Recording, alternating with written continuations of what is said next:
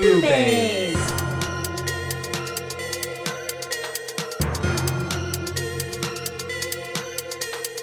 Boobies!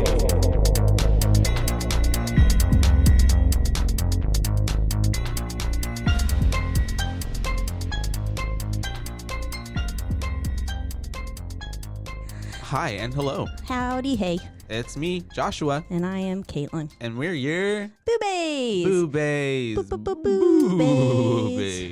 Yes. Yeah, And I we're like to sing here that with to talk you. about a boo. A Wait, boo- a movie. Boo. We're here to give I a was movie stuck some on booze. the booze. Oh, yeah. Literally. Oh, that has a lot of meanings. Stuck on the booze. And on the Stuck booze. booze. On the booze. I like am stuck on the bottle. liquor. Yeah. That's right. It's the way I'm always saying, like, Wine well, I'm going to take a bottle. little break. I don't need a drink this week. And then bam. Yeah, when I went to the happens. doctor the other day, he was like, "You're still not drinking as much?" And I was like, "Yes." No, but last week was my birthday. Comparatively. I mean, yeah. And so I was like, and Hmm. he was like, "No, that's understandable." And I was like, "Thank you. Thank you, Mhm, long baby, you mhm. know." Yeah. Yeah. You I mean, know. that's not so bad. As long as you're not smoking your lungs out black. I'm not, but now I am taking Adderall. Mm. So I'm going to be Yeah. methed out. That's okay. Yeah. I want to see it. I was scared that I would get meth face. But I don't that think it comes works from that way. smoking. Yeah. Yeah.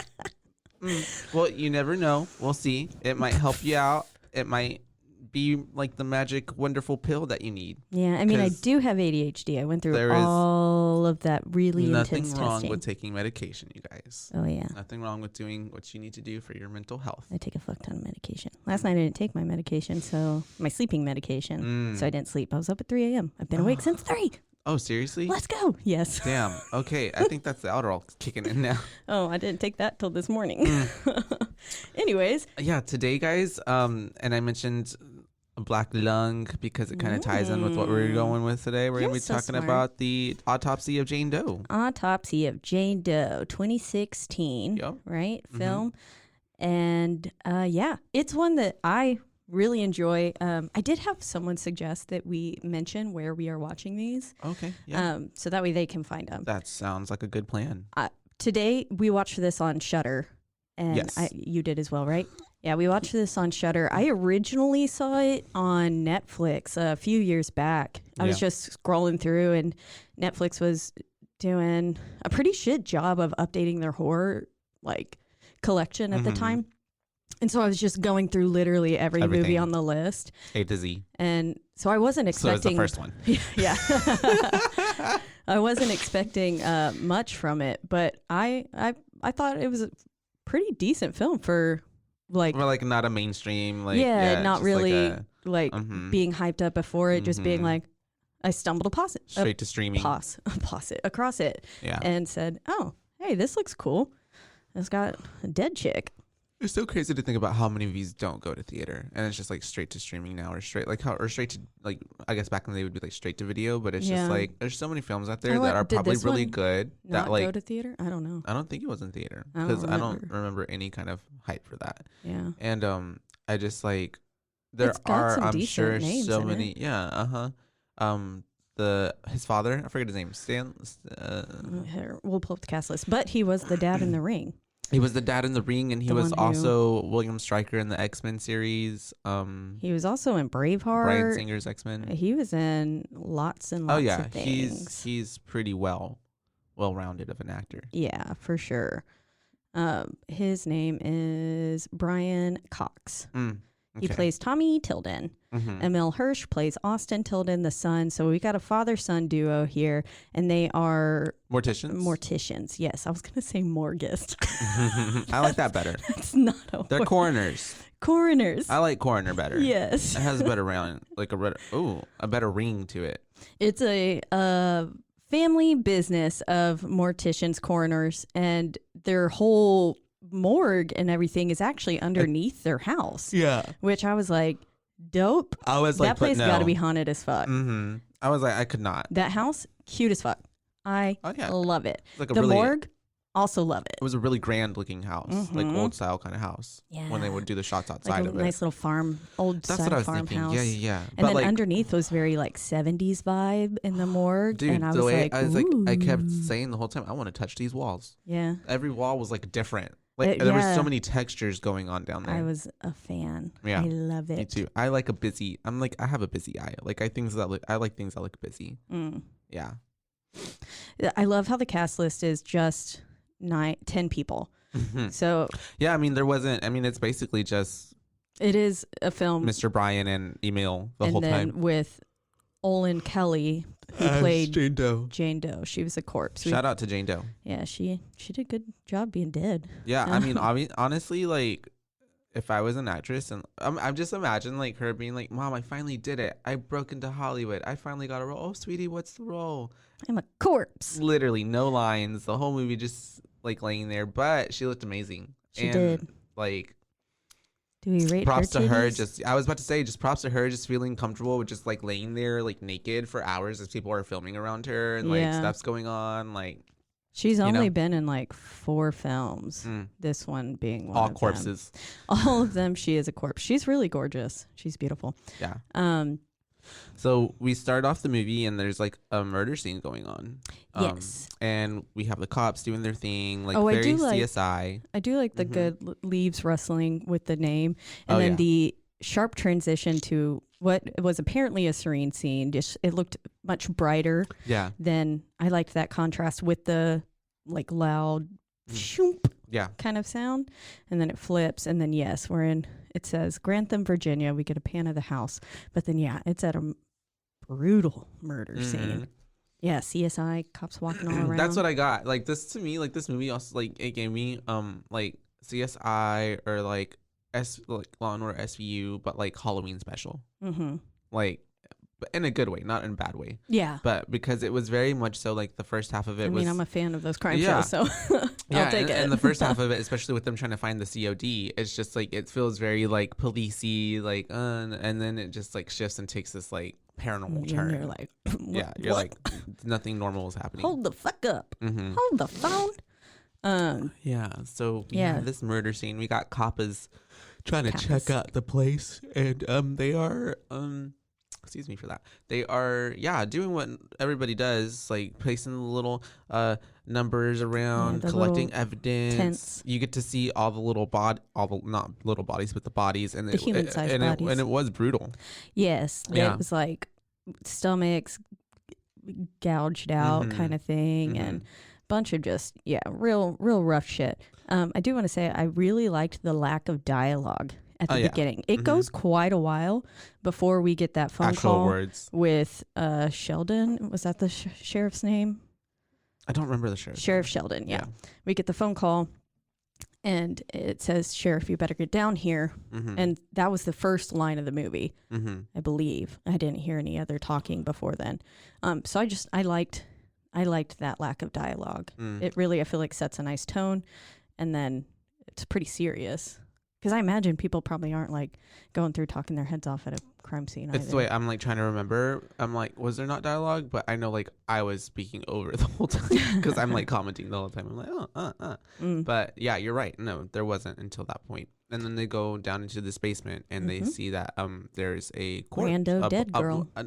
I don't even want to say. I don't even want to say corpse. It's like there's a body. Yeah, there's a body that's pretty well intact. Like doesn't look like a corpse. It's been buried in the ground too. Yeah, like, and it's like perfectly pristine looking. Yeah, they look. And like if you look at it, the layers is like it was deep in there. Yeah, it looked like they had unearthed this body that it doesn't look like it should be as fresh of a body, especially, and like, I mean, we get that as we get to the morgue as we keep going itself. But yeah, then we get the line from one of the people saying there's no sign of forced entry, nothing is wrong. It looks like they were trying to get out. Yeah, it looks like the people were trying to break out. And I said, not so subtle foreshadowing. But hey, sometimes those nail on the head kind of things is what you need. Yeah, and it's not letting you like there wasn't really kind of any guessing with this movie or like what's happening. It's pretty self-explanatory. Yeah, but it's good. I mean, at first it's kind of like until they uncover the actual story. It's That's like, true. oh fuck, okay, what's going on? It's the way that I mean, I kind of pegged it from the beginning though. Mm-hmm. I was like, she's a witch. Mm. Like, I don't know why. Like I got two things. I was like, she's a witch.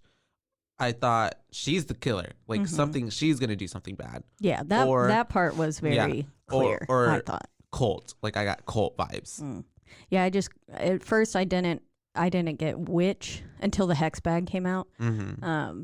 But I just thought she was a vengeful spirit. Who was just, which I mean, I guess kind of technically she is. Her body was dead, but she still had brain activity. Yeah. So I just thought she was a vengeful spirit until like the hex bag and then all that stuff like started coming out. I was like, oh, okay. That's called black magic. Yeah. Dark magic. But then so from down there we get to the morgue and we get all the just cool. We get to take in the cool. Yeah, the scenery of the morgue. The morgue's pretty cool looking. We're like getting to lots of blue tones, but then like nice. There's some pretty dark, deep browns and reds in there too. There's a lot of contrasts. Yeah, and I like how you said 70s. I pick up that vibe. Yeah, like it's definitely feels like it's really dated down there. Yeah, like it's a time capsule, and I love it. Would live there, and then so I had seen this before, and I loved some of the corner mirror scenes. I don't know what that thing is called. I don't know. It's just that mirror that's placed on the corner of like hallways and stuff. Oh, yes, I know what you're talking about now. I was like, what? I didn't understand. It's typically in like hospitals and stuff like that, so you can make sure you're not going to run into someone as you're like rolling a body or something down the hallway is what I imagine they're mainly for. And so like whenever they did this first pan in on the corner mirror, I was like, yes, that's like a subtle nod to one of my favorite scenes. But then they really kind of go overboard on it. We're like maybe 10 minutes in at some point, and then we've already got like 3 pan-ins on that same mirror with really nothing. So they're kind of faking you out a lot. Foreshadowing, setting up, kind of, because I mean they do come back. A lot of just really blatant foreshadowing again. This movie loves a jump scare. This movie loves a jump scare. And I thought they did a good job. For most of them. With them. I didn't think any of them were really The first cheap. one got me. It's when she comes up to him. Oh, yeah. Yeah. So anyways, we then go to the morgue and we get them in action. We've got Austin and Timmy, right? Is that his name? Or is it Jimmy? Tommy. Yeah. Austin and Tommy. They're working on a burn victim. And she looks pretty gnarly. I put crispy. It's graphic. It's pretty graphic, you guys. Yeah. If you don't like, seeing like pretty graphic, like I don't want to say bloody, but like they just look like they're dead. They're in brutal ways. Coroners. They're slicing and dicing. Yeah, and that too, taking out body parts. If you've got a weak stomach, squeamish, not the movie for you. I put, thank God I'm not eating oatmeal. And then I put, psych, it looks exactly like the strawberry jelly on my fucking burnt toast.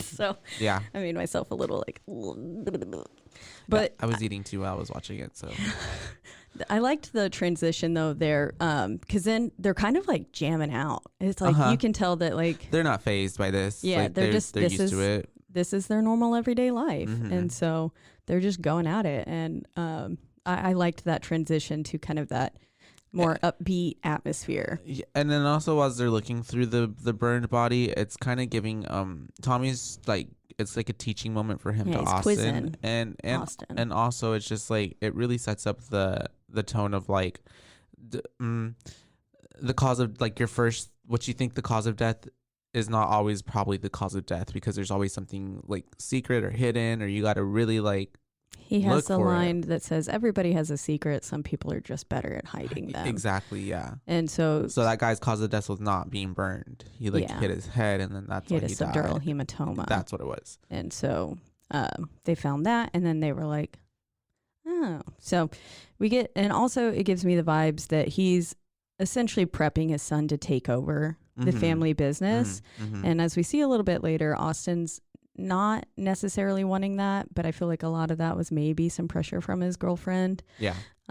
Because it was clear that he enjoyed it. Yeah. Like, had a, not like, and people who get into be coroners and stuff, they have a certain fascination with it. I'm sure you have to like it somehow, because otherwise who's just there slicing up bodies? A sort of passion, because otherwise no sane human being is just going to be like, yo, let me chill with this dead body for 9 hours as I a corner shop. I'll just try that out for a few weeks. That's cool. No. Yeah. There was at one point when Tommy leaves, he says to Austin, he goes, hey, do you mind locking up and stuff? Are you good down here?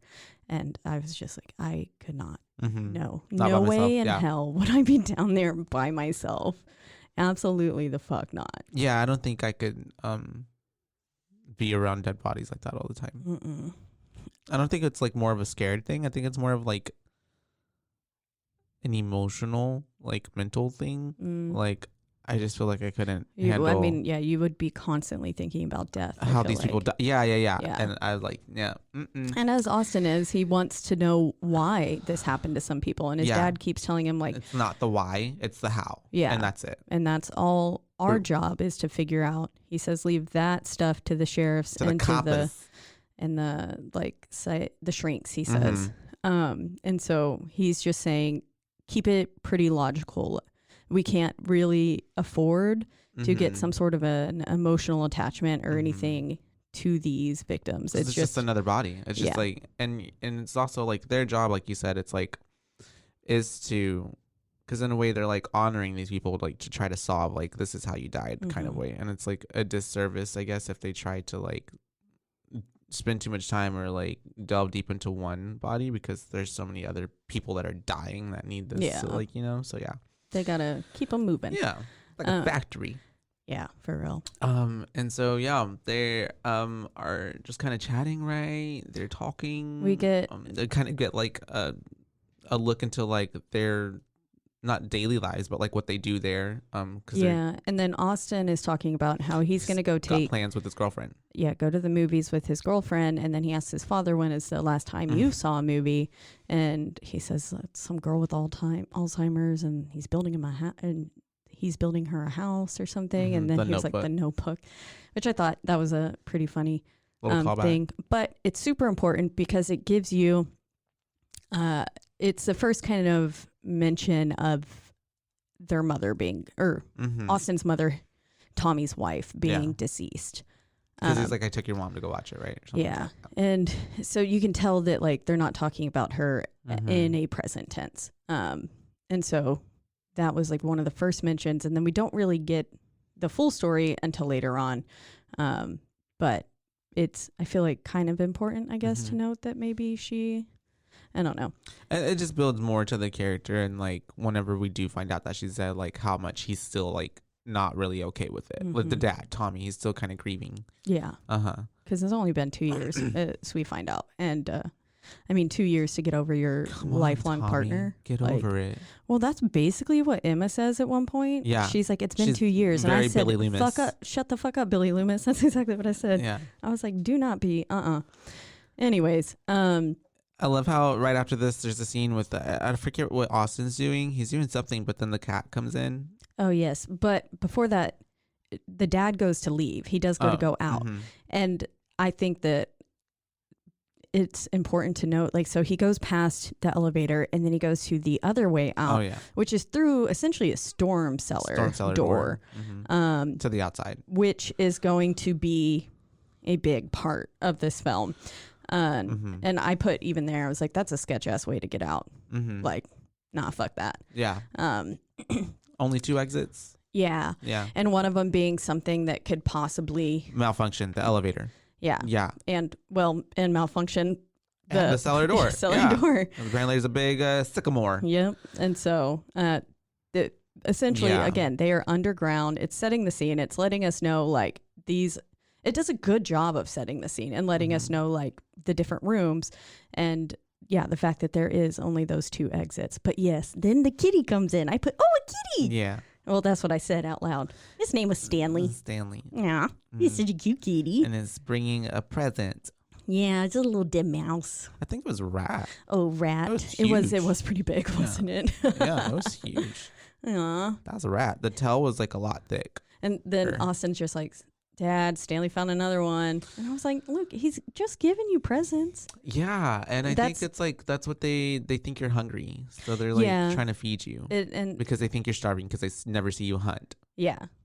Exactly. So it's actually a really like special like sign. Yeah. It's like, I bought your snack. Yeah. Here's your chicken nugget. And they're always like so proud of it. And so it's a good sign when your animal brings you that. I would be very upset. But it is. I just imagine like having to pick that up. He picked it up with his bare hands like willy nilly. And then I was like, well, I guess he does like literally play with people's intestines. So I guess. For me, it was like, it would be like a trash bag on my hand, paper towels, line up a bunch of paper towels over it so I don't have to feel the body of it. And then it was like anytime I had to pick up vomit too, I had to get so many paper towels so I couldn't feel it. Oh, I know. Or feel the warmth. I know what you mean.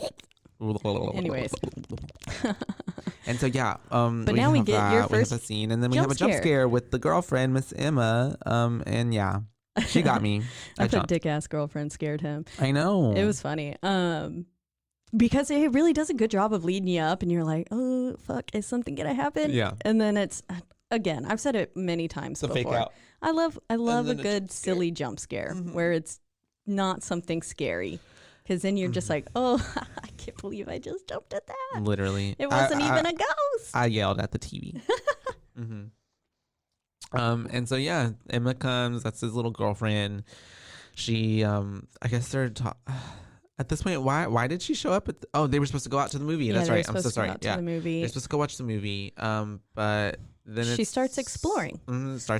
She goes into the coroner's room where all the dead bodies are. Yeah, and she says, "You visited me at work, so now I get to visit you at work." And he was like, "You work at a bookstore, like, not in a room with fucking dead bodies." It's He's and trying it's to the protect her, and like he doesn't want her to like see something that she shouldn't see, or she thinks she's ready for it, but she's not. And can't unsee. But I'm just like, this girl want to see a dead body. Yeah, she did. I was like, what does she got? Like, she have like, it was all the thoughts were running. She's a necromancer. Oh my god, she's necrophiliac. Oh my gosh, what is she? I feel like she wants to do it over the dead body. Oh, okay. No, I just got that she was curious. Nah, it's just my mind was because I feel like if I was in that situation, I'd be a little bit curious too. I'd want to see it. Yeah, I would want to see it. I don't know if I'd want to uncover like someone whose face was blown off. But yeah. Yeah, I don't know, man. Anyways, so she's going and she's saying, I want to see one. And Austin's like, no, like my dad's pretty strict. And then all of a sudden Tommy's back down there and he's like, try me. And so he's essentially he's being a fun and he's egging it on. Yeah. Mm-hmm. And he's just like, wants to give her a good little spook. And it's the way that he keeps making these silly faces and like, he was just having a good time. And so I thought it was a kind of fun scene. And so they end up opening one of the doors. We see one person that has, they died of some sort of. Oh, the older lady? Yeah. I can't remember. I don't know if it necessarily. It's something with an M, but I don't know. It was on the tag. Oh, it said it in I saw it in the subtitles. They said it real fast, but I don't remember what the fuck it was. But then she's like, I don't want to see that one. I want to see the one that's in here. And well, this lady's eyes and mouth were sewn shut, which is, I guess, is that something they do? Maybe they did that there. I don't know about that, but yeah, because it didn't seem like she was like, the thing that they said sounded natural. All of our coroners and morticians and morgusists listening, please let us know if that's a normal thing that you do. Because I guess if you're gonna, I was thinking you would only do it if you were going to maybe cremate, but then why the fuck would that matter? Yeah, because it's gonna burn. Unless they had to remove stuff from her. I don't fucking know. And it's an open casket. I don't know. Maybe it had no relevance and it was just to make the movie spookier. Yeah, it was.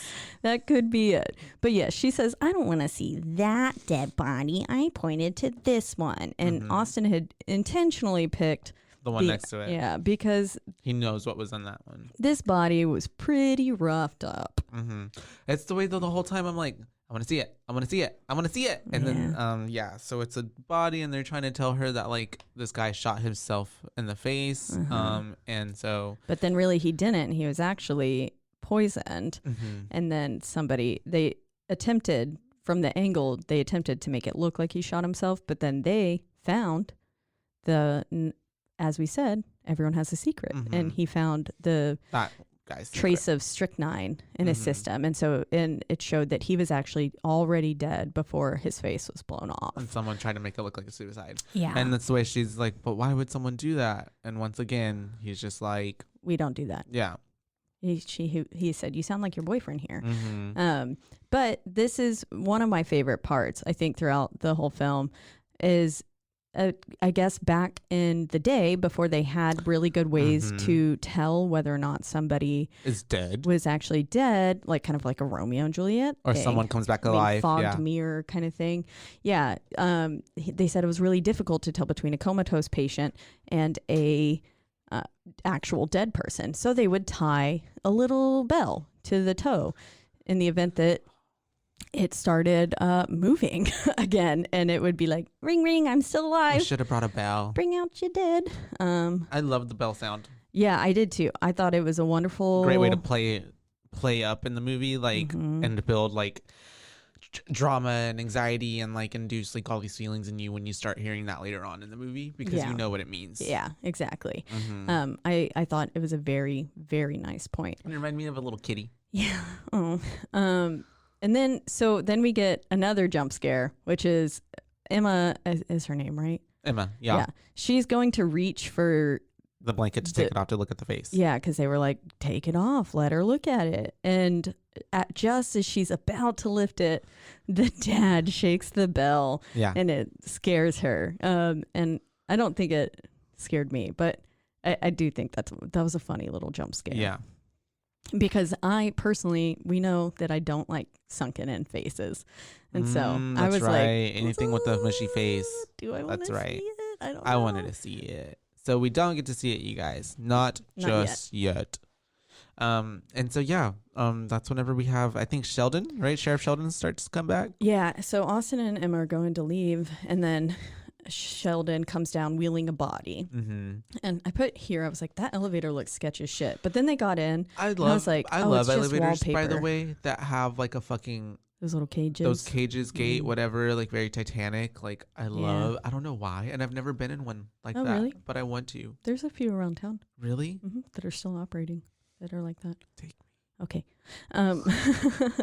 But yeah, I realized later it was just wallpaper, but I thought at first it was like peeling rust, like when there's just rust and it's too patinaed and too old, and that like the metal original coating starts flaking.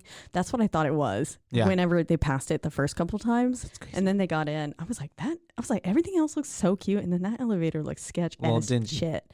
Yeah. And then they got in, and I was like, oh, it's just like some tetanus. Nice little wallpaper. And then so they're going upstairs to leave, even though like his dad said, it's okay, you can go, even though a fresh body was just rolled in. And this is where you can kind of tell that Austin has a soft spot for his dad, because if you have a nice, healthy relationship with your family, that's a normal thing. Yeah. But this is where we get a little bit of the tension between Emma and maybe the dad, because it sounds like he's supposed to go off with her to do something, to not be here. I don't know if it was college or whatever, but not college, because he was drinking age and everything. So I don't know. But I guess maybe just leave this town. Yeah, go live a different life. And so, but then that's where Emma says, like, he doesn't need your help anymore. It's been 2 years. And I was like, bitch, do not suggest that dad needs to be over his wife's death in only 2 years. Losing your lifetime partner is not something that you just like bounce back from.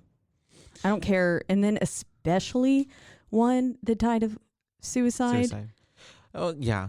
She's just like, I mean, her vibe is very like, I mean, she's self-interested. Like, and just, I a little bit was not mad like when. wanting to, make a life of her own with him, but more so for her, not necessarily like thinking of what's best for her boyfriend. I feel like she was putting ideas in his head and was like, this is what you want, but it wasn't what he wanted. So, anyways. That's what happens. But this is where he's like, you know what? I really need to be down there with my dad. Come back at 11, which is a really important part. Come back at 11 and then, I'll be all yours. We can go catch a late showing. We can grab a drink at some place.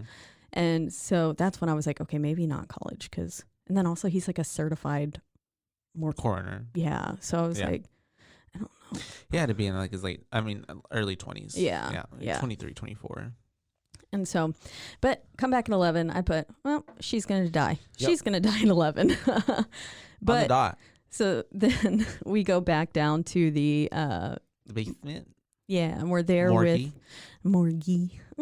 Cute.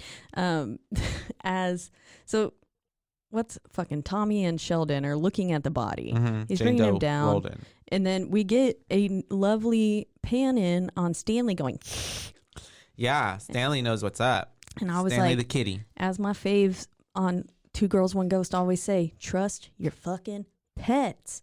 Trust your pets. If that cat knew that something was up, it was like, They can sense evil. Fuck this shit. We out.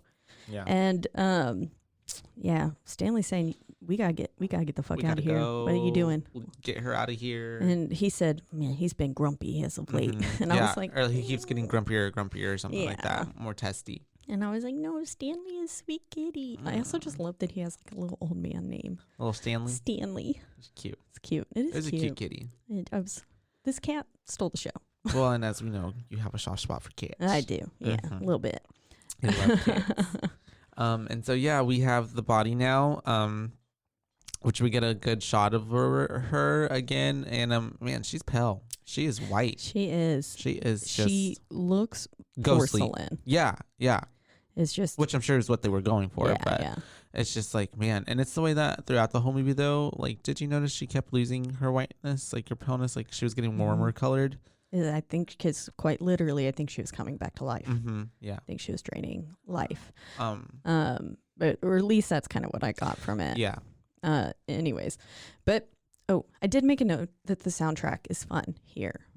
I really like the mix of upbeat music, and then of course we know that I'm a fan of when we've got a really happy, seemingly happy song that's the one that kept playing over. Yeah, the Sunshine song. Yeah, I call it the Sunshine Devil song. Yeah, it was you let something let the sun shine in, and we keep playing on the radio, but it was saying like nothing but don't frown, and it mentions the devil in there at one point too. Daddy Satan. Yay. And so we have them kind of going over the body already. It kind of just jumps in, right? Yeah, and they're filming for, I'm assuming, what is legal purposes. I'm assuming maybe personal purposes. Yeah. Well, I mean, it could be for teaching and instructional purposes. But I feel like it was probably, especially because it was a crime scene thing, they have to film it to make sure that nothing is botched or just no foul play comes in. However, it would have been great if they could have had some nice evidence of what the fuck happens, but that does get destroyed. So, the camera. Yeah, you're right. They're going over the body. She's like colder than a normal body. She has no rigor mortis, so they're just noticing like they're trying to place basically like how long this person's been dead, because the Sheriff Sheldon told them that she had to have died like that night, right? Or like a day or within the day. Yeah, they were assuming that she was murdered at the same time. At the crime scene. But then he had also said maybe someone had dumped her body there because someone else, I think he said, was like came in and possibly killed all of them and dumped the bodies. So he wasn't really sure at this point, and he was really, really, really relying on Austin and Tommy to make that call. So like the ambiguity was like really high. Like they were like, I don't know, it's vague. She could be a week or 3 days, but I mean, I don't think anybody assumed when we find out how long she's been dead. Yeah. How long she's been dead. Yeah. They're just looking at her, and from the outside, she looks okay. It looks like maybe she just died in her sleep. Other than like when they roll her eyes open or like her lids open, she has gray eyes. I like throughout this entire scene too. Tommy is still instructing and teaching because at one point Austin's saying subject in her mid to late 20s, blah, blah, blah. And then he was like, appears to be. We always say appears to be because nothing, as we turn out, especially nothing is as it seems. And this is clearly not a normal dead body.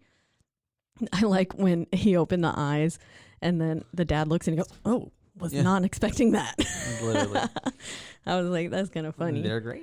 Because, it was weird. And then they keep, as they're going through and stuff, her wrists and ankles are completely shattered. When he was pushing on her ankle and you could just see the bone shard. I was like, ugh. At first I thought like, oh, there's something in there. And then he's like, no, that's her bone. And I was like, oh, ew. I thought maybe at first it looked like it was just like mushy, like her skin was like super elastic or something. And then you see the actual like shape of something under there. And I was like, oh, and then he said like her bones and her wrists and ankles are fractured is what he said. And then Austin comes back and he goes, no, those are shattered. Like legit. And but then we get the first hint as to where she is possibly from because there is peat under her nails, both her fingernails and toenails, and it's all in her hair. And they said like she was buried in it.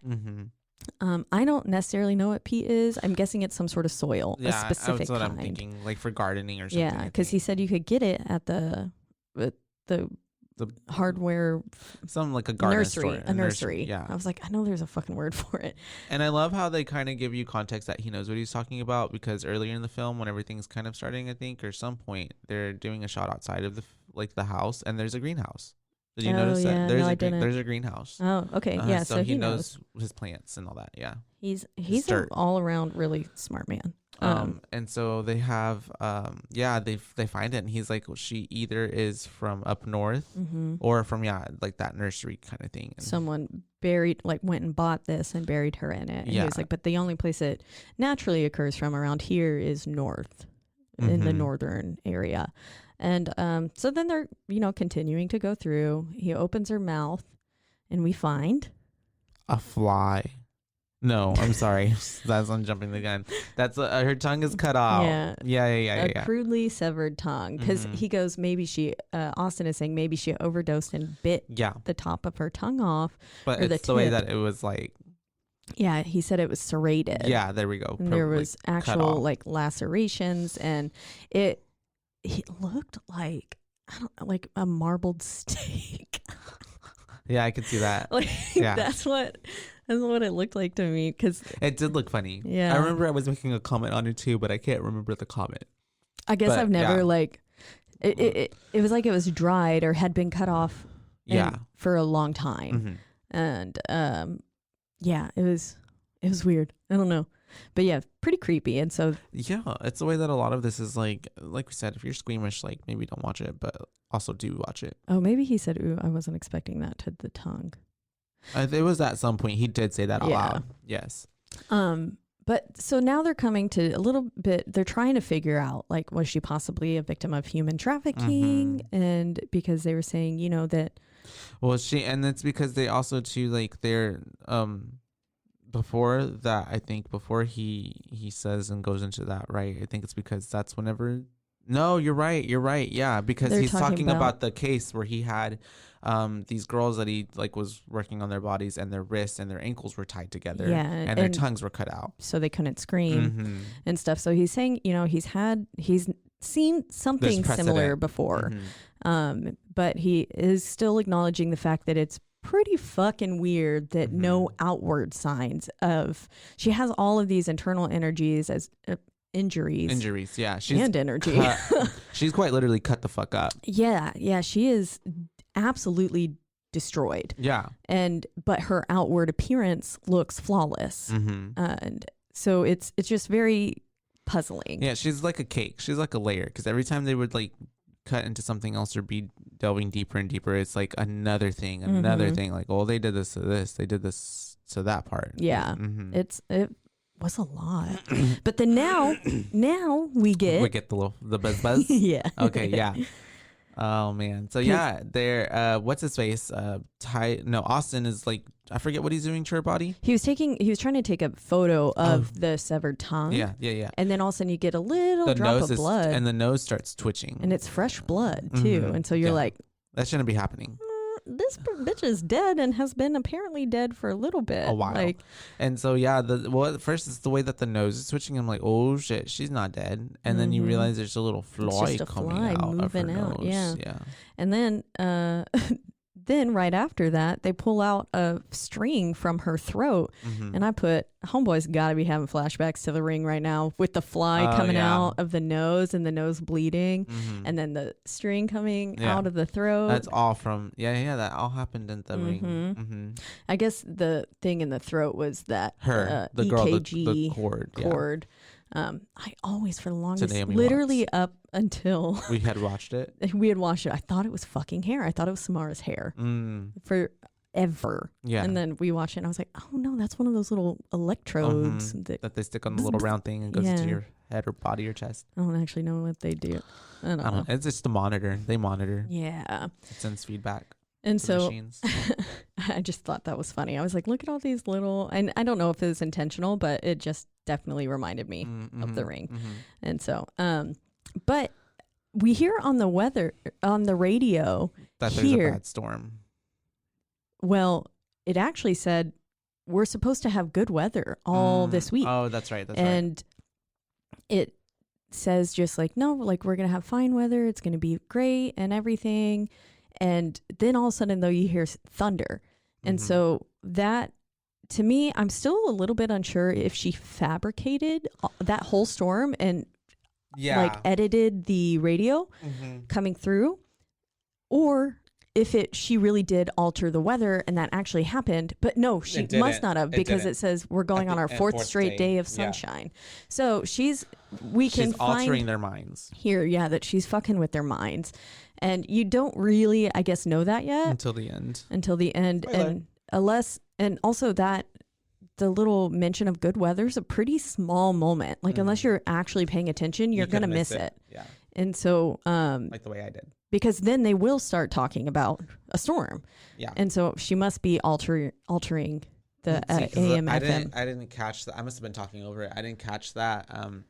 Part where they were like, we're gonna have clear weather the whole time, because then I just remember the next time I hear the radio and they're talking about the storm. And then at the end when he's like, fourth clear day, I'm like, oh wait, none of that was real. It was all fucking fake. Which is just crazy. Cray. And so it's the way they're looking at her body still. The fly came out, the little string came out of her mouth, and then she's also missing her back molar. Yes. Which they realize she's missing her tooth. Which they did have separately, right? They find it later. Oh, that's right. Yeah. Oh, yeah. But right now they're on the human trafficking track. Yeah. And so they're looking into her vagina to see if there's any vaginal trauma. She's torn up in there. Yes. I remember he said that. They said it was like deliberate cuts, which is just like excruciatingly painful to think about. Yeah. Just to think about that. And he was like, taking swabs and everything. And it's just like, ugh. And then this is where we get the first crackling of electrics too.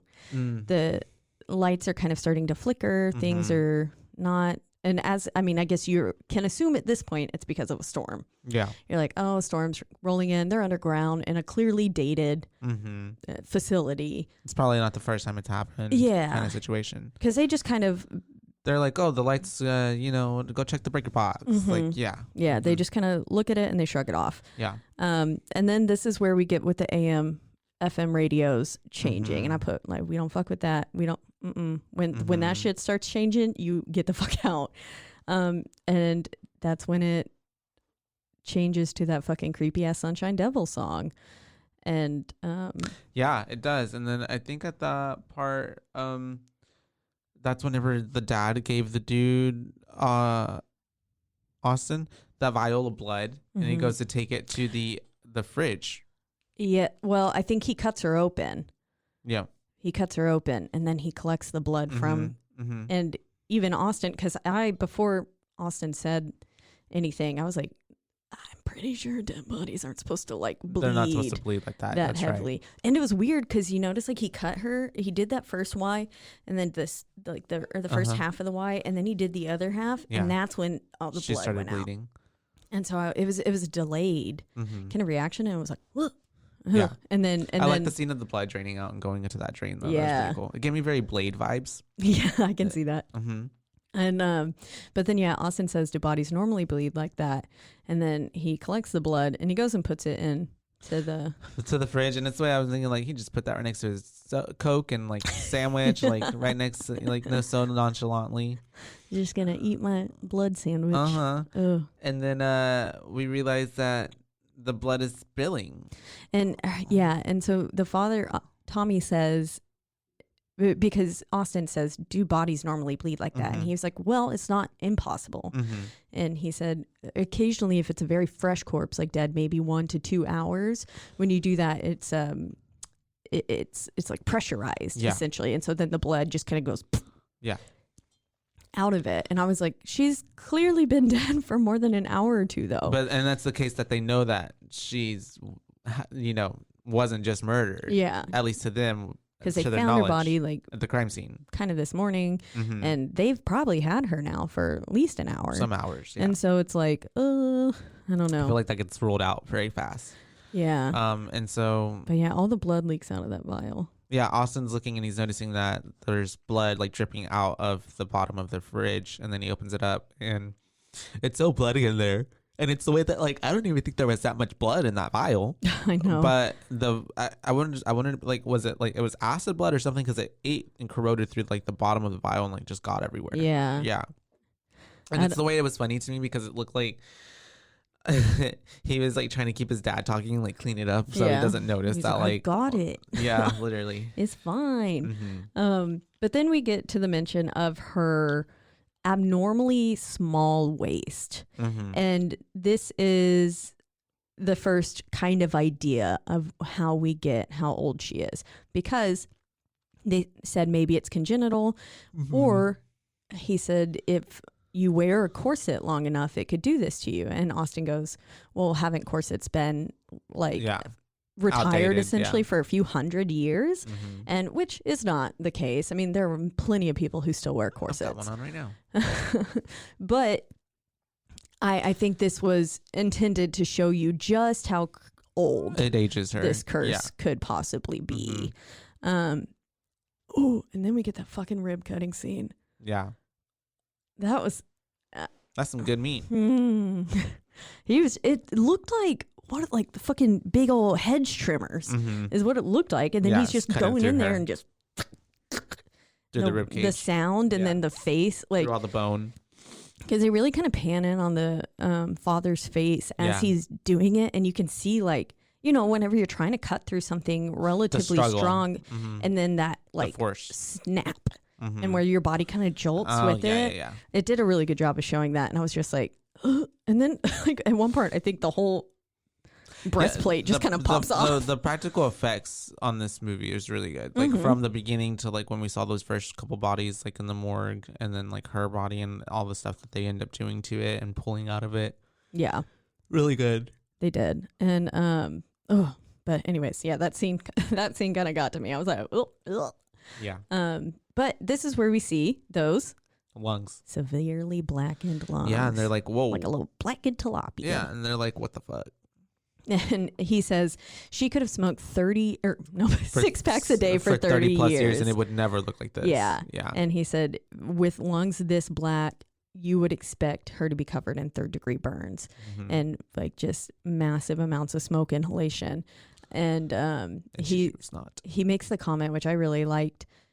It says, this is essentially like finding a bullet in a brain with no gunshot wound, which is, which I guess is not entirely impossible. Like one could have healed over it. I'm pretty sure that's a thing. If like you survived, I'm pretty sure there's been stories of like people living with bullets lodged in their brain.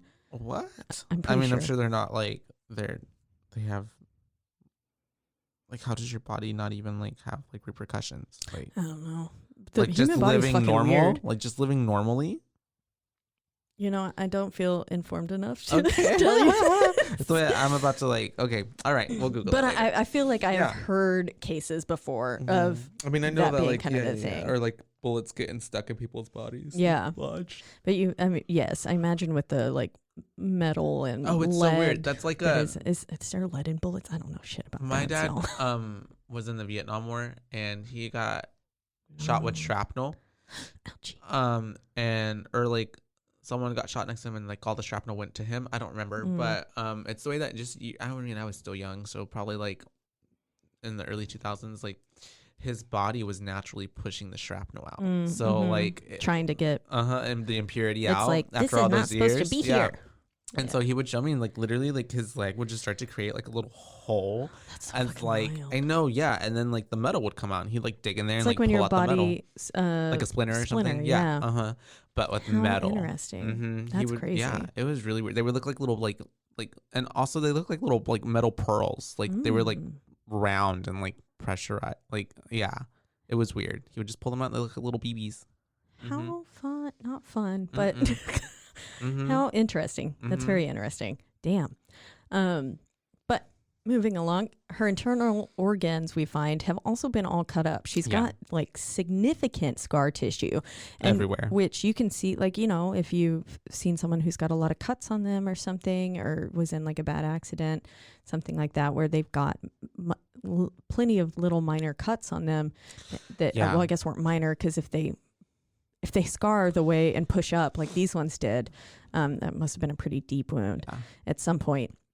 And so she's just cut the fuck up. And it's the way that then Daddy Tommy is like, whoever did this, like really wanted her to feel like suffer. Yeah. Like she was tortured. And then he asks Austin, he says, like, what would she look like? Like, given this... Her state on the inside, what would she look like on the outside if it were to reflect that? And he was like, she would be like mangled. Mangled and disfigured beyond recognition. Yeah. Which is, it's just insane that she is... It's so... torture is the reason for the season. But then we go out and we've got... Austin's going to... there was some loud banging. Yeah. Happening, and so he's going to investigate, and this is where we get the first creepy shot of her standing in the corner mirror. He like sees something her and he's like, what the fuck? And then he goes around the corner and nothing's there, but he keeps hearing, like, we've got a really nice kind of eerie and spooky, and it's building a lot of suspense, because we're looking through kind of each door, and we're not sure, but we're still hearing a sort of banging, and you're just kind of holding your breath with anticipation to be like, oh fuck, okay, when's it gonna pop out? When's it gonna happen? And then her bones, like her fucking ribs or something, cut the dad while he's digging around in her. But then Austin walks into this fucking dark room. It was pitch black in there, which he then turns on a lamp. But I was like, but they're in the basement. There's a storm going on. The lights are flickering. Pull out at least something. A flashlight. No. I don't know. But yeah, so he goes and he turns that on though, and he's hearing something in the air vent. And so something was moving up there, and it kind of spooked him. At this point too, in between that, isn't that the dad cut his hand? Yeah, that he cut it on her bones. On her bones. Yeah. Sorry. And then, but yeah, so he's looking up there, and he's standing on a chair, because how else are you gonna reach an air vent? And but yeah, he's looking in there. He's really listening in, and you can tell they're trying to really draw you in at this moment. They want you to get scared. Yeah. And then something's like kind of scurries past really fast, startles him, knocks him over, and then he looks through the like shelving, and he sees a human, and then it turns out to just be his dad. Yeah. But I wonder if at first it really was. It probably was. Yeah. A daemon or something. A daemon. The witch. And so there, he looks back into the air vent, the shaft, and it's we hear a little whimpering. And it's Kitty. It's Stanley. Poor baby. Yeah. I had forgotten about this part. Stanley was, I guess, attacked or like somehow like receiving these. He was like gutted. Yeah. His inside. It looks like he got like bit by a dog, and they thrashed it around. Yeah. He was pretty fucked. Like there was no saving this pet. And so dad has to break his neck, which, sad to see. Yeah. my head like misery. physically went like, I couldn't watch it. I bet. It was just so sad. The poor baby. And then it's he kind of wastes no time putting him right into the oven. Right into the I was about to say kiln. Right into the what's it called? Crematorium. Yeah. Where they cremate the oven. Yeah. I just called it an oven. Yeah. It's a kiln basically. Yeah, I mean it basically is. And so yeah, and it's the way I'm like, oh, that's the way he burned his wife. Like I feel like it had to be because he was so mechanical. Yeah, and then he's like, I need a moment. Yeah, I need a minute. Because I was like, this has got to be some sort of trauma or shock response right now. And then I was like, at least he asks for a minute. Because I was like, damn, Dad is like he's a little too logical right now. And I guess I can probably understand too why he didn't pick up on maybe his wife's suffering. Yeah. A little bit later too, because he is we're just looking at the facts. Yeah. Kind of thing. Analytical. And we're not asking all the questions. So, but yeah. So then at this point, Austin had left and he's going back, and the morgue doors, like that hold the little bodies, normal bodies, have opened on their own. And Austin's like, that's weird. That's not normal. And the lights have gone out again. We're going to die. But then we get here Dad did spook me when he came in. He was like, what are you doing? And I was like, it's a jump scare. It got me a little bit. Yeah. He's like a ghost. He just pops up. And so it's like half the movie is just his dad scaring the shit out of us. Everybody. But then we could roll credits because they then go back to the autopsy and he goes, this is stage 3 of the autopsy of Jane Doe. And so we got our title card. Literally. And I was like, yeah. Finally. Nice. But they're continuing to cut through her. And they find something inside of her. The flower. Yes. I forget the name of it. Jimson weed. There we go. And it's a paralyzing agent. But, I mean, who the fuck's using flowers to paralyze people? It sounds like a very 17th century thing to do. Yeah. But not a... Because like this day and age, it'd be like, there's a roofie in her.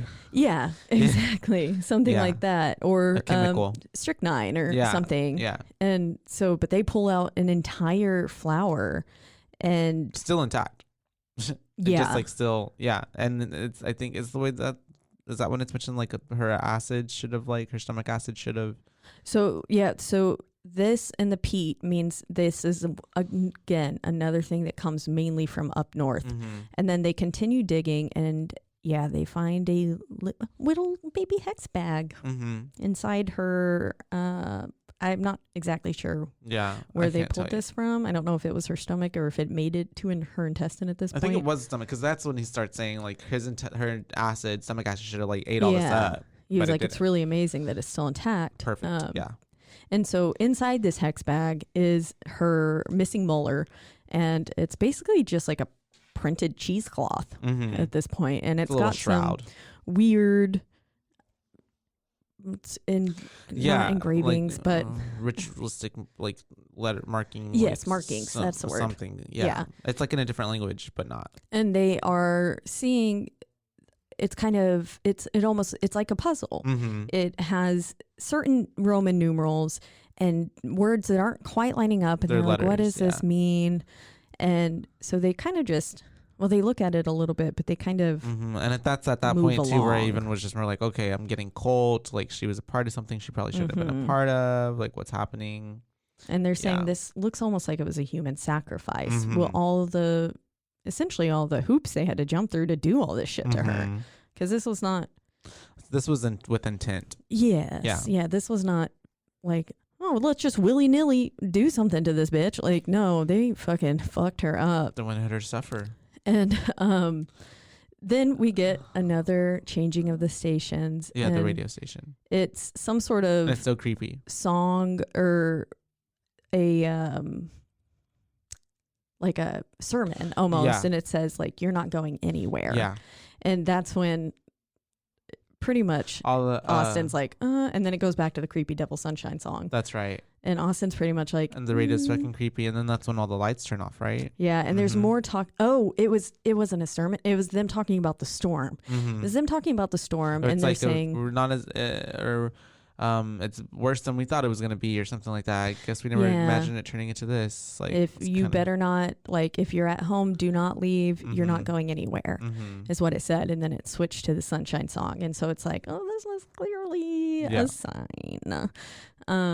And so he, at this point, is like, Dad, we should just go. Yeah. And then he was like, no, Sheldon needs this COD by tonight. The morning. Yeah. Yeah. So we have to finish this. And he's basically like, we don't quit. Yeah. Once we start this thing, we've got to keep going through it. And so this is where they find that the entire inside of her skin, her epidermis, literally, is etched up. It's filled with the same markings that were on that hex bag. Which is so good. I don't know how you do this. Like, it's magic. Because, like, how would you? Yeah. Yeah. It's literally witchcraft. Yeah. Black magic. And so I personally feel like it was probably those cursed, like those markings that were keeping everything inside and making her body appear normal. Yeah. And I guess essentially kind of healing her, but also not. So I don't know. Yeah. But at this point, they're starting to ask a little. I'm sorry. No, go ahead. They were just starting to ask a little too many questions. And so then casually, all the lights explode. Shit starts hitting the fan. Very quickly. We're getting, into the meat of this film. Because the lights turn off, and then all of a sudden you just hear like all these like little doors slamming and opening, and then they're like, I love how the lights like, literally explode. All of them. So they're like covered in glass, and I imagine there's got to be some sort of, at least some sort of pressure, because they're not, they're not little circle lights. Like, they're those big fucking sterile lights, panel lights. Yeah.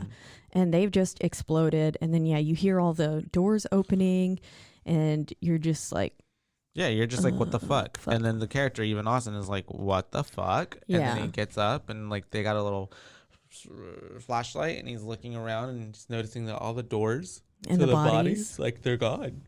Bodies are missing. So that's like, oh, fuck. That's when they're finally like, okay, let's go. Yeah. And so I think the dad says, let's get the fuck out of here. Yeah, let's get the fuck out.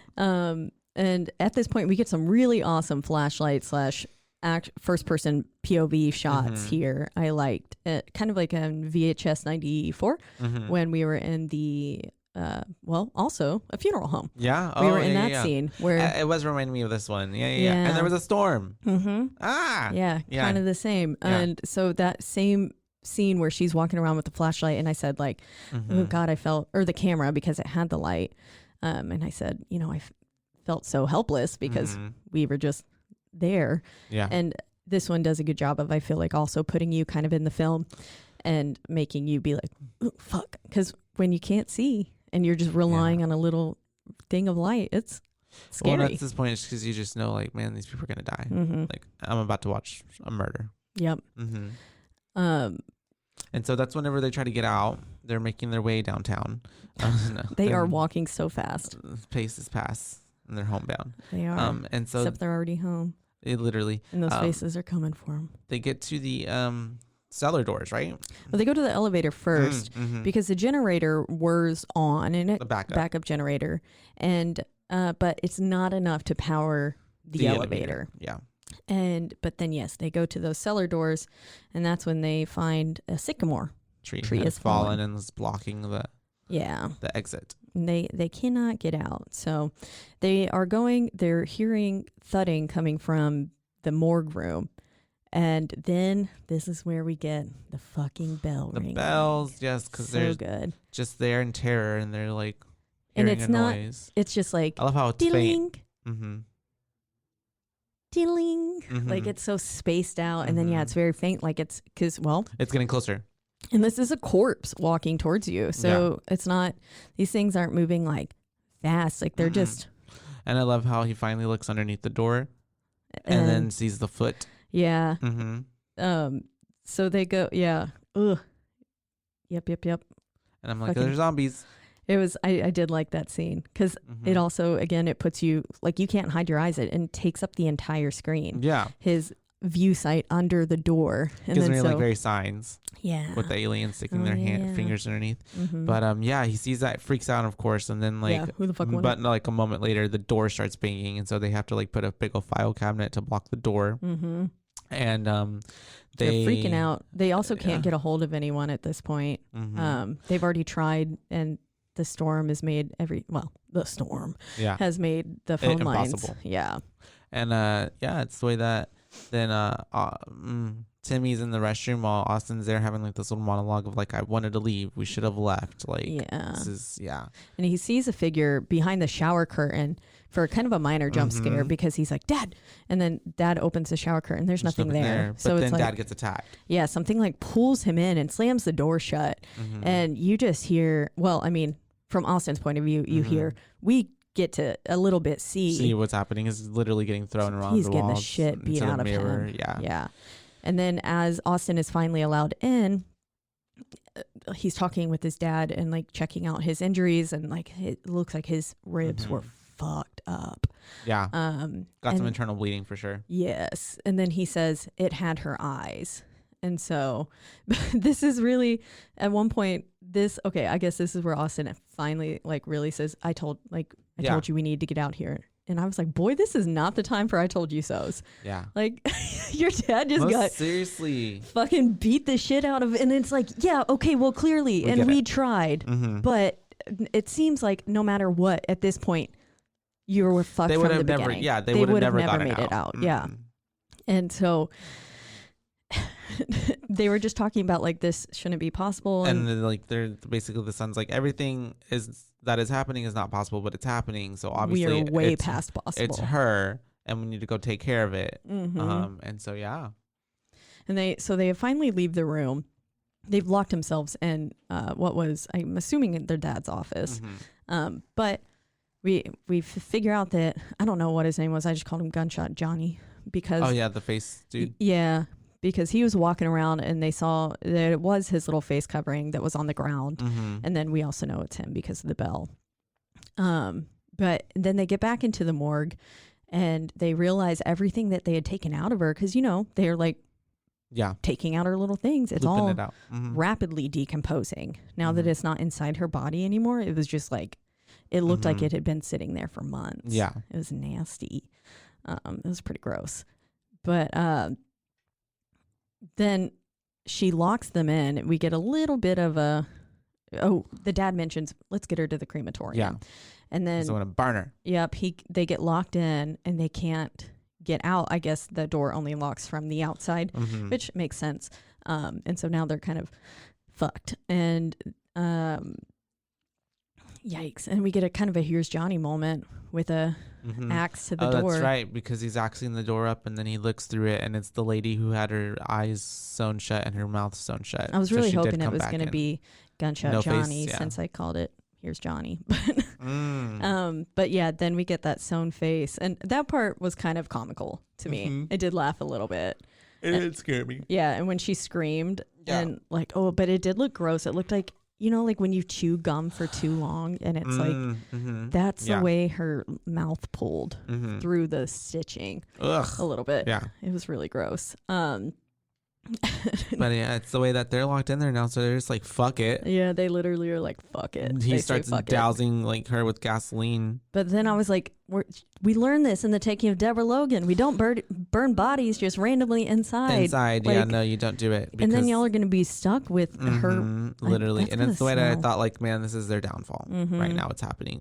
But anyways, they set her on fire, and it's the way her body just like turns into like a supernova. Yeah, like, just starts goes burning up to the ceiling, and then the ceiling catches on flames and everything around them, and they have to fire. They have to get the little extinguisher to like put all the little witch smoke fire out. With that amount of fire, I was just like, I thought, is that extinguisher gonna do shit? How are they even going to? I feel like no. And she didn't burn. Yeah, she didn't. Everything said and done. Her hair didn't even singe. Yeah. During all of this fire, too, we get to see that conveniently all the evidence is destroyed. So all of the photos showing her being cut open, anything like that, were burned. The video recorder was completely burned. Anything like that. Yeah. There's essentially no evidence that they even opened her up. Yeah. As well as we find at the end. But yeah, no evidence left. And yes, of course she's fucking fine. And then we hear the elevator ding, and I was like, that's true. Time for the girlfriend to die. Because I was like, I know this bitch came back. And then so they're running. They're trying to get out. I had forgot about her, and so whenever they're running and they're trying to get to the elevator because like the elevator's working, so they finally get to it. Trying to get in. Of course, the cage is like not closing because that'd be too easy, right? And then it's the way that while this is happening, they're getting stalked and chased down by the dude with no face. Yeah, or what they assume. Yes, who they think it is, and because they're hearing the bell walking towards them, and that's what they're seeing. Yeah. Because this is where we get to see his face. And it's pretty rough looking. Bashed in. Pretty rough. Shot in. Yeah. And so it's the way that then Dad, Tommy, is like, well, fuck it. Like, I'm tired of running. Like, I'm just going to. And so he gets the axe from his son and he's waiting for the zombie, whatever, dude with the shot in to come up. And as soon as he like hears someone like right there in front of the elevator, he just swings. And so sad. Yeah, it turns out it was she Ellen. Was making them see shit, and yeah, it was Emma. And it was Ellen DeGeneres. But yeah, Dad killed Emma. It was pretty sad. Austin, it was pretty sad to see Austin like break down. Yeah, because he was like, "Oh shit!" And he just kept saying like, "Oh no, oh no." And then it was nice to see the dad cry there, because so much up until this point, he had looked very just like, again, robotic. Yeah. Not almost as if he was devoid of emotions, apathetic. And so I could see that. It was, in my opinion, really nice to see that side of him. But then they're like, well, shit, we need to get, the elevator started working again a little bit, enough to where they were like, we need to get inside. And so he pulls Austin inside. And then, of course, they only make it like half a bit up before it stops again. And so they're kind of stuck inside there. And we get to see a little bit more of the dad's wounds. His side is fucked up. Yeah. He's got some really intense injuries on his ribs. And then we get to hear the story of the mom. And he was saying that he always called her Ray because she was a ray of sunshine. And but then he was like, if I would have known that she was suffering, I would have, helped her. But he was like, she always seemed so bright. And I was like, yeah, unfortunately, that's how it goes a lot of the times. The people who act like they're the happiest are the ones who are 2 seconds away from killing themselves. Anyways. Yeah, and so after this whole little heartwarming scene between dad and son, that's whenever they decide like we're gonna go finish this. Yeah, because they're like, why hasn't she killed us? Yeah, and it's because she wants us to feel what she's feeling. And so the dad's basically like, we have to go through with figuring out her cause of death. Like, we have to figure it out. Yeah, again, that's the only way it'll stop this. We don't stop when we've started something. And then at this point, we also get a little view of the crematorium turning on, and so it gives us a nice smoky atmosphere. Like Scream, I put Silent Hill vibes. Yeah. Essentially, we can't see. Yeah. We can't see anything. So, I mean, at this point, yeah, like I would just keep going to cut her again. Up too. But yeah, I would have been holding hands to not get separated. They were just like, well, let's just walk right into this smoke. I was like, no, no, you cannot do that. A lot of choices there. But they end up getting kind of separated, yeah. And then Dad gets the shit beat out of him again.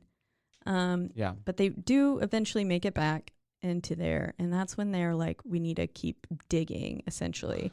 And that's when they start to get into her skull. Yep. Ew. When they pulled back the scalp and like that and put it over her face, I was like, ooh. Yeah, it was And then gross. when they started cutting into the brain, I actually thought it was pretty cool though. Yeah, it's mainly the skin flap that kind of freaks me out. And when they put it back on, it looked like a wig. Like it looked like how you put a toupee, a wig on.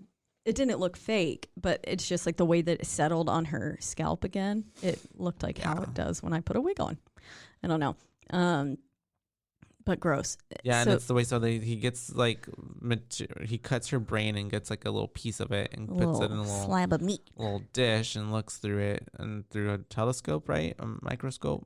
Yeah, microscope. And that's whenever he can tell he's like, there's activity going on here. Like the reason she's not we can't find a cause of death is because she's still alive. Technically dead. Yeah, she's still alive. There's brain activity. Whenever the occurring. son is like, her heart is literally like outside of her body. How is she still alive? And he's like, well, there's some energy that's keeping her going. That's some demon shit. Yeah, literally. And so then this is where they put together Austin kind of accidentally folds the cheesecloth, that's right, the shroud thing. And it's a Bible verse. Yeah, it's Leviticus 24:27 or something like that. Yeah, I think it's 20:27. 20:27. And then there was the Roman numerals. It said 1693, and so this is where the dad gets a Bible, and of course this is a verse about being a witch. A witch. And 1693. She's from the north. We've got. They put it together. They think she was part of the Salem witch trials. Yep. And even the dad's like, there was not even a real witch in the Salem witch trials. It was just young girls who were falsely accused and wrongfully murdered. And so then this is where dad starts putting it together, and he's saying like, would a ritual performed on an innocent create the exact thing they were trying to destroy? Because she wasn't hung or burned alive at the stake or drowned like many of them were. She had all of these other things done to her. Yeah. And then now what they did to her is in turn keeping her alive. So that way she can torture other people, kind of get her revenge. As revenge. Yep. Curse. And so they're going through, they're kind of figuring out the dad's ribs look fucked. Again, he pulls up his shirt and it is just black. And I was like, yeah. And it's the way at this point that dad knows that like, we're not going to get out of here. So he tries to like bargain with her. Yeah, he does. Over her body, and is just like, please don't hurt him. Just take me. Do what you want with me. It's fine. Yeah. I like the way that he also, when Austin goes, why would she do this? Why is this happening? And then he says, we were just in her path. Yeah. We're just pawns. Yeah. And so unfortunately, wrong place, wrong time. And yeah, he's like, we're fucked. We're actually fucked. And he was like, she's not going to stop until, and then he goes off and Austin's like, until what, Dad? Yeah. Until what? Like, fucking say it. And I was like, it was until y'all are dead. And that's whenever the dad is like, do what you want to me. And then she kills, like she starts getting all this. I'm assuming he's having some sort of cardiac arrest. That's what I thought too, because of, I guess, but all of her like wounds and stuff are getting inflicted on him at this time. It's basically transferring all of that to him. Yeah. Because she's healing as he's dying, like feeling everything that she felt. His bones are snapping, his wrists are snapping. Oh, his eyes are turning gray like hers. Yeah. And he's basically like at this point Austin has realized like, oh shit, something's happening. And the dad starts to beg for a mercy kill. Yeah, he's trying to reach for a knife and he's like, please just kill me. And so as all this is happening too, her body is sealing back up. And it's just like a little zipper. She's going right back together. To her color, her eyes are turning less gray. Yeah, they were brown. And so I guess she was like coming back to life and draining their life, making her come back, or I guess just essentially getting power. And then, yeah, so he kills his dad, or, mercy kills. Him, yeah. And I put, literally, I would want to be dead at this point. Yeah. If I were Austin. Like, I would just look at this bitch and be like, fucking kill me. Yeah, and there's no other, and it's the way that at this point he starts to hear, right? Yeah, he hears Sheldon yelling like, hey, I'm up here at the cellar door. We're going to get this tree out of the way. We're going to come get you. Yeah. And at this point, I was like, he's not really there. I think I knew that the first time. I was like, fuck, this is an illusion. And so then we start hearing him sing that song again, something about come let the sun shine in. Yeah, because he's saying like, open the door. And Austin's like, open it. And he's like, I can't. And he said, open it up and let the sun shine in. And it goes into the song and it's like, ooh, fuck. Not over yet. And that's when Austin was like, oh no. And then he, and there's a little foreshadowing of a little banister that's like broken or damaged or not working well, and he hears a little bell and he turns around and it's his dad behind him in this newly ghost dead body form, and it scares him and he falls back and breaks his neck. We love good horror film where literally no one survives. No one is alive. I mean, the cops are. The way, like, he would have never, and yeah, because at this point, I'm like, the son is going to get blamed for all of this. Like, if he would have stayed alive, like the murder of Emma, his dad. Yeah. Like, there's no explanation. Like, how do you explain any of that? Yeah. Yeah. And so, but man, Austin was so damn close, but. And then that's when you get to figuring out that, like, this was the 4th straight day of sunshine. The storm was never real. And it was all a giant hallucination. Yeah. Yeah. And that would explain why, like, they ended up killing Emma, because they thought they were seeing. Because at that point, too, I'm like, why wouldn't they hear her being like, hey, guys, hey, where y'all at? Hey, it's me. She was manipulating their surroundings so much that they didn't even register it was her. I mean, they honestly could have been dead from the beginning. Who knows? And like, all that wouldn't have been possible, but it was just all in their head. Yeah. It's wild. Like most things are. Yeah. And so then Sheldon comes in, they're going through the body, like through it, and the woman is saying, like, you know what this looks like there's no signs of 4th century, blah blah blah. And he's like, I've known this family for 20 years. It's whatever it looks like, it's not what it is. Yeah. He's saying that there's no way that Austin killed his father and stuff like this. And so that's whenever she's like, okay, well, we'll just take this corpse to some, and he's like, get this corpse out of my county. Yeah, get her out of my county. Let someone else deal with it. I was like, yeah. And then then we get to see she's completely healed again. Everything is back in its place. They pan in like on normal. Her. And I was like, now she gets to keep killing. And that's why I was like, she's just going to keep going on. And then it gave me very like Samara Ring vibes again. Yeah. Like, she's just going to keep killing. And I do like the last little scene of where it just kind of pans down over her body and then a little bell jingle with her toe moving. Yep. Yeah. I was like, that was good. So that is the Autopsy of Jane Doe. What? How many boos would you give this? I'm going to give this rating of 3.5 boos. 3.5? Okay. It was solid. Yeah. It was solid. I mean, I was thoroughly entertained. I never really quite felt like it was cheesy or cheap or like trying too hard. It was a different kind of idea. I'd never seen anything like that before. Yeah. I think that's what I liked so much about it. The first time I saw it. It's an original thought. Yeah. Like, I feel like, oh, cool. Like, I've never seen anybody do something like that. So it was really interesting. Yeah. Yeah. I agree. I think I might give this one a 4 because I really did. I really enjoyed it the first time I saw it. Like, I remember telling multiple people to go watch it after I saw it. And yeah, I just, like you said, it was a pretty new idea. At least I felt for me. And for a movie that I just stumbled upon, I was pleased. I was like, damn, this is good. Yeah. Same way that, like, I mean, that's what happened with The Ritual and everything too. That was how I just kind of stumbled upon that one. Yeah. On Netflix at the time, but now we watch this one on Shudder. But yeah, shout out to Shudder. I would give it a 4. I also did have some people leave some comments. Yeah. Yeah. And so one listener, Malin, a dear friend of mine, she said she saw it and she thought it was really good overall. And she said she would give it a 4 out of 5 boos because it was overall pretty good. She said, I remember feeling a tiny bit let down by the ending. And also that bitch killed an innocent cat. And that's not cool. Oh, Stanley, R.I.P. Yeah. She was like men, like, kill men to come back to life, whatever. But that cat didn't have anything to do with it. And I was like, you right. She's right. Yeah. Poor Stanley, R.I.P. Pour one up for Stanley. But yeah.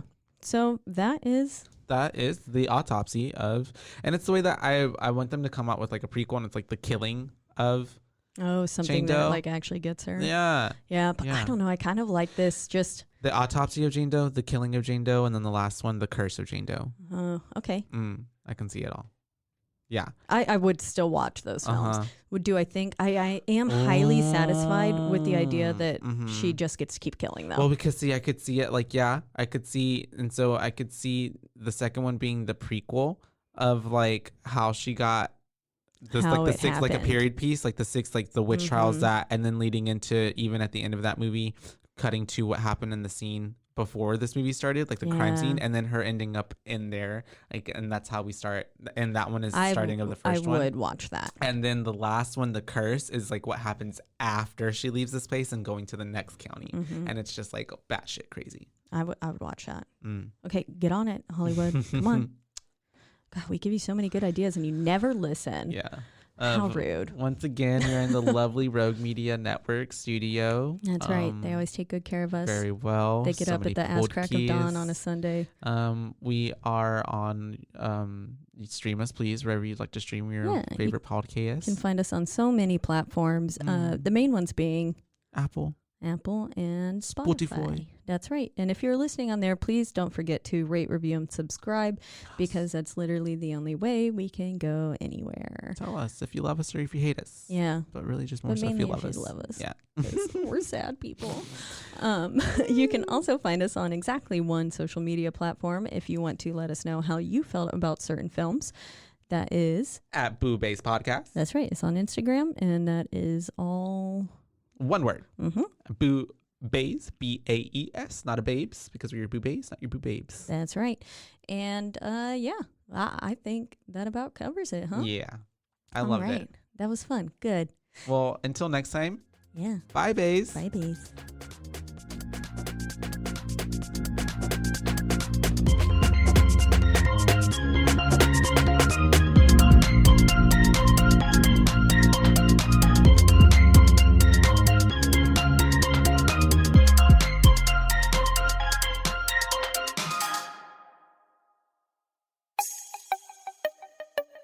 This has been a Rogue Media podcast.